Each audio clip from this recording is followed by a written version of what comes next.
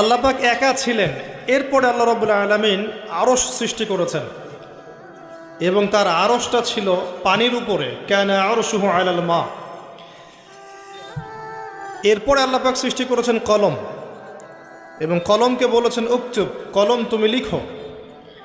আমাদের কলম নয়, আল্লাহর স্পেশাল কলম, কলম তুমি লিখো। কলম কথা বলেছিল, কলম বলেছিল মাযা আকতুব, হে আল্লাহ আমি কি লিখব। আল্লাহ পাক বলেছিলেন কিয়ামত পর্যন্ত যত কিছু হবে সব কিছু লিখে ফেলো। লাউহে মাহফুজের মধ্যে কলম প্রতিটা বিষয় লিখে ফেলেছে।